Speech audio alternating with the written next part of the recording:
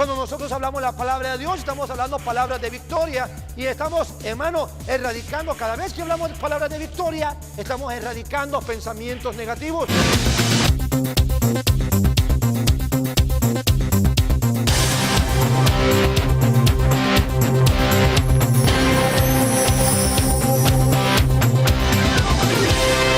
Gloria al nombre del Señor, hermanos. En la predicación pasada estábamos hablando sobre por qué hay personas que comienzan el camino del Señor con entusiasmo, con gozo, y prontamente aquel gozo, aquella euforia, aquel entusiasmo, aquella energía, aquel ánimo lo van perdiendo.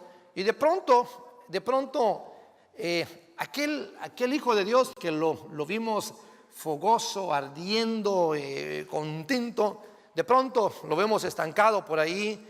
Y una de las razones que mencionábamos era que es necesario, es importante en nuestra vida un encuentro personal con el Señor.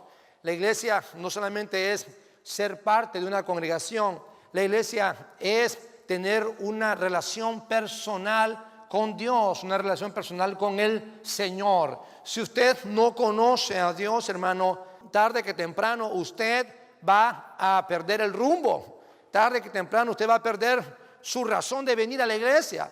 Tarde que temprano va a perder la razón de levantar las manos. Tarde que temprano va a perder la razón de servir a Dios, porque no ha conocido a Dios. Es muy importante el conocer a Dios. Y vimos algunos ejemplos. Hablamos de Abraham, de Isaac, de Jacob, de Moisés, de Isaías, de David, hermano, de Jeremías. Gente que tuvo un encuentro muy personal con Dios, que Dios se les reveló, que vieron a Dios, o que vieron parte de Dios, ¿verdad? O que vieron al ángel del Señor, y ellos quedaron marcados para toda su vida, para caminar en el destino y en el propósito de Dios. Básicamente eso fue lo que hablamos en la predicación pasada. Hablábamos de los discípulos. Ellos, en Mateo 17 nos cuenta la Biblia que Pedro, Juan y Jacobo fueron expuestos a una experiencia personal con Dios, una experiencia donde pudieron ver al Señor Jesús siendo transfigurado, ya no solamente aquel Jesús humano, pero también vieron al Jesús divino, al que tenía la esencia del Padre. Lo vieron transfigurado, vieron a Moisés, vieron a Elías en esa revelación, hermanos, y esa experiencia a ellos los marcó de por vida. Por eso, cuando leemos Juan, y me gustaría que fuéramos al primer libro de Juan, por favor, para darle continuidad a esta predicación. El primer libro de Juan, en el capítulo 1, el apóstol Juan comienza predicando, comienza hablando en su libro de esta manera. Y es de esta manera, hermano, en que usted y yo debemos aprender a hablar. Es de esta manera en que nosotros debemos de conocer a Dios. Miren lo que dice el apóstol Juan. Primera de Juan capítulo 1 dice: lo que era desde el principio, lo que hemos oído, dice, lo que hemos visto con nuestros ojos, no dice con los ojos de otros, con nuestros ojos, lo que hemos contemplado, y dice, y palparon nuestras manos tocante al verbo de vida. Vea lo que dice el 2, porque la vida fue manifestada y la hemos visto, y testificamos, y os anunciamos la vida eterna, la cual estaba con el Padre y se nos manifestó. Termina diciendo, lo que hemos visto y oído, esto os anunciamos, para que también vosotros tengáis comunión con nosotros. El apóstol Juan está hablando claramente que lo que él les va a predicar ahí, que lo que él les va a contar en esas cartas, de lo que él les va a hablar en esas cartas, no fue algo que le contaron a él, no fue algo que él oyó de otra persona, fue algo que él experimentó, que él vivió. Dice el apóstol Juan que tocaron sus manos, que palparon sus manos, tocante, dice al verbo, tocante al Señor Jesús. Hermanos, el cristiano debe de procurar una experiencia personal con Dios. Eso lo va a marcar a usted, le va a marcar su destino, le va a marcar su propósito, le va a marcar su razón de ser. Y nada ni nadie lo podrá separar del amor de Cristo. El apóstol Pablo es otra persona en la Biblia, otro ejemplo bíblico de gente que conoció a Dios. Pablo nos cuenta que él tuvo la bendición de poder ser llevado al cielo. Él cuenta, él no estaba seguro si fue una visión o si realmente fue llevado al cielo. La cosa es que el apóstol Pablo dice que él vivió una experiencia que lo marcó a él. Y dice el apóstol Pablo que allí le fueron revelados los misterios de Dios, los misterios del Evangelio. Por eso el apóstol Pablo es el hombre que escribe más en el Nuevo Testamento, porque él tuvo la experiencia de tener esa revelación. En sus inicios, la Biblia cuenta que en Hechos capítulo 9 dice que él venía con cartas para seguir matando cristianos. Y en el camino se le apareció el Señor Jesús y lo estorbó. Y la Biblia dice que él cayó a tierra, hermano. Y la Biblia dice que Dios le habló, el Señor Jesús le habló. Pablo, Pablo, Saulo, Saulo, le dijo, ¿qué pasa? ¿Por qué me persigues? Y Saulo, hermano, que era su nombre anterior, se asustó, se atemorizó. Y la primera pregunta que él hizo fue, Señor, ¿qué quieres que yo haga? Dime qué quieres que yo haga. A partir de allí también Pablo quedó marcado para su vida ministerial. Hermano, usted y yo tenemos que quedar marcados. Tenemos que tener un punto donde nos encontramos con Dios, que debe ser nuestro punto de inicio, y debemos de tener un punto de llegada en la vida cristiana. Esto es una carrera. Y aquí los violentos son los que terminan la carrera. Los que no aprenden a ser violentos en el reino con cosas simples y con cosas sencillas, a veces hasta con una mala mirada o con el no saludar o con un regaño, hermano. La gente se desanima y se deja de venir a la iglesia y se va para otro lugar donde los traten mejor, donde no se metan con ellos, etcétera, etcétera, etcétera. Mis amados hermanos, hoy quiero compartirles rápidamente una segunda cosa que es importante, un segundo factor que es importante en su vida, en mi vida, para ser personas estables en el camino de Dios, para ser cristianos estables.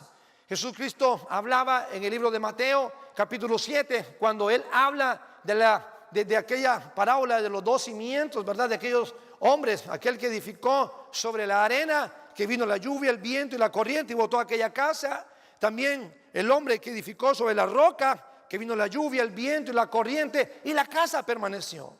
Usted y yo debemos de ser como ese hombre que edifica sobre algo firme. Entonces, lo segundo que quiero compartir con usted es que debemos tener nuestras vidas edificadas sobre la palabra poderosa de Dios, sobre esta palabra escrita. No sobre lo que alguien dijo, no sobre lo que su mamá dijo, no sobre lo que su papá le dijo.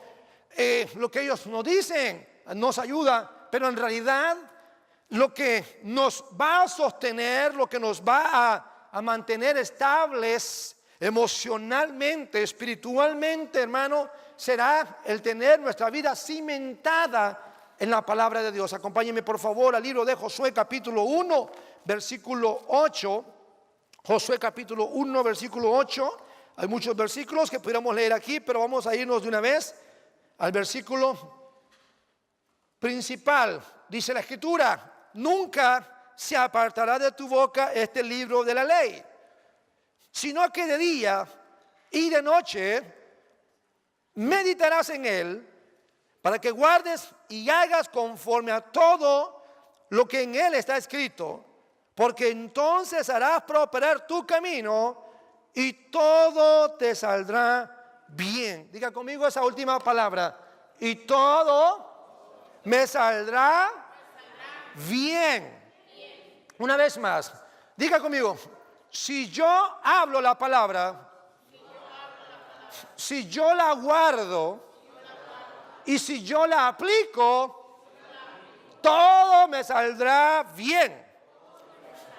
Vamos a repetir una vez más para que se le quede grabado. Si yo hablo la palabra, si yo guardo la palabra si yo aplico la palabra, todo me saldrá bien. Muchas personas, hermanos, edifican sus vidas a como ellos quieren. En la familia hay quienes forman y gobiernan su familia a como ellos creen que debe hacerse. Tiempo después, los resultados son resultados desastrosos. Y hay quienes le echan la culpa a otras personas, hay quienes le echan la culpa a sus padres, hay quienes le echan la culpa al gobierno, hay quienes le echan la culpa al sistema, hay quienes le echan la culpa al pastor, hay quienes le echan la culpa a los hijos. Y la verdad es que la Biblia, hermano, es un libro que si se aplica 100%, que si se aplica totalmente, el resultado será de que todo nos va a salir bien. Entonces aquí podríamos comenzar a cuestionarnos cada uno de nosotros.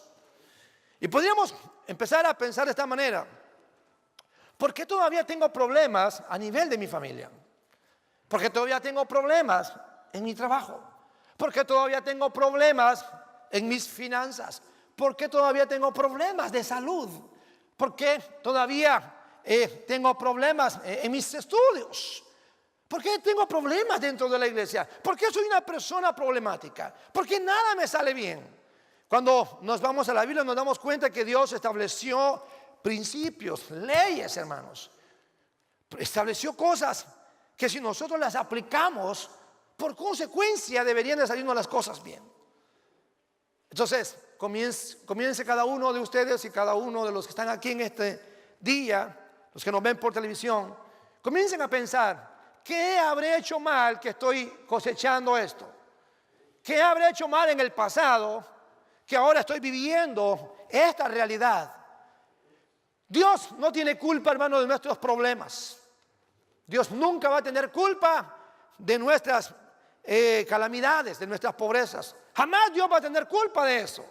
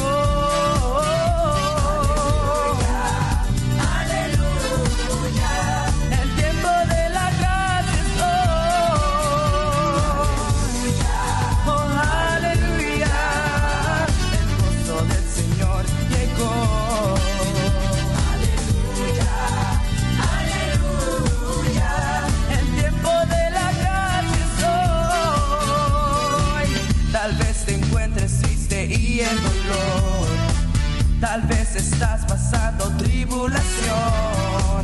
Lo que tú necesitas el día de hoy es el fuego del Señor. Tal vez el fuego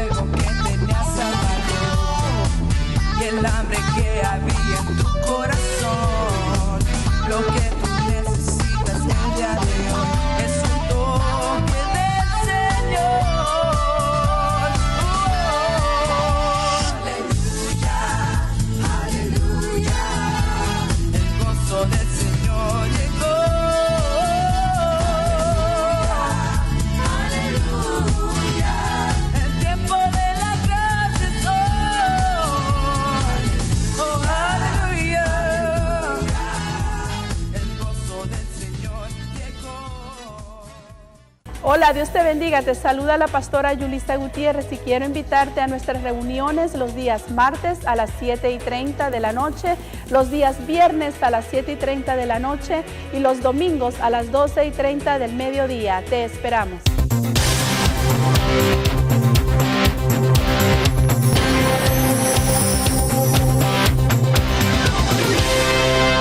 Dios siempre tendrá que ver en nuestras bendiciones. Dios siempre tendrá que ver en las cosas que salen bien. Pero Dios nunca tendrá que ver en las cosas que salen mal. Eso es lo que yo quiero que usted guarde en su corazón en este día.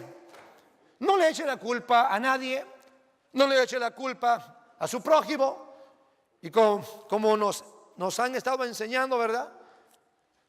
No le echemos toda la culpa al diablo, ¿verdad? De las cosas que nos suceden. Porque a veces nos autoengañamos pensando que el diablo tiene que ver en todo lo que nos sale mal. Y no siempre tiene que ser así. Cuando uno lee la historia del pueblo de Israel, hermano, encontramos algo interesante cuando ellos son liberados del imperio de los egipcios. Dios los pasa por el Mar Rojo y del otro lado del desierto comienza una nueva etapa de la vida de ellos. Una travesía que les duró 40 años. Durante esos 40 años, Dios quería tratar con ellos, cambiar el corazón de ellos y cambiar la mentalidad. Dios tuvo una intención en hacer que ellos dieran vuelta 40 años. Pero dice la Biblia que Dios mismo decía: me habéis tentado ya 10 veces. Ya han sobrepasado los límites, no entienden, están siempre renegando, están siempre molestos, incómodos, no están tranquilos, les decía Dios a través de Moisés al pueblo de Israel. Y es que en el desierto el pueblo de Israel tenía que librar una batalla, la batalla interior. La batalla, diga conmigo, la batalla interior. Una vez más, dígalo conmigo, la batalla interior. Tiene que ver, hermano, conmigo mismo. La palabra de Dios tiene el propósito de sacar de nuestro interior todo aquello que no nos va a servir para ser victoriosos.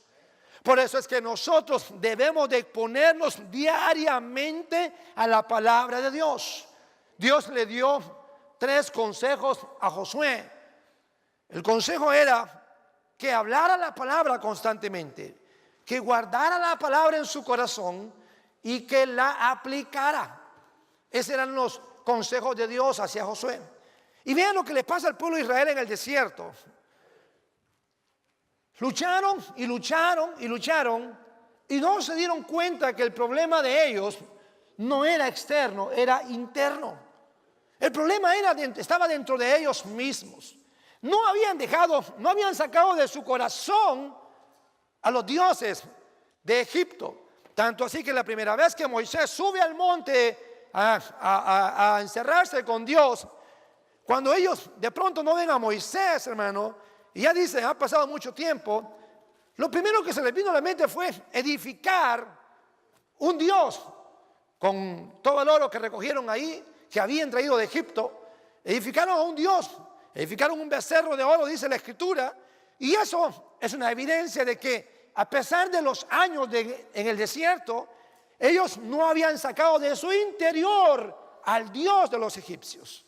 Habían muchas cosas en su interior que tenían y que pertenecían a la cultura egipcia. Otra cosa que ellos no abandonaron fue la actitud de esclavos. Les seguía gustando la esclavitud. Ellos dijeron muchas veces, estábamos mejor en Egipto. Allá comíamos mejor, allá disfrutábamos mejor, allá no nos faltaba nada.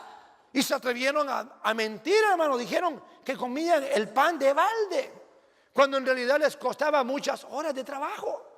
Ven, hermano, el gran problema que nosotros debemos de librar, cada cristiano, es la batalla interior.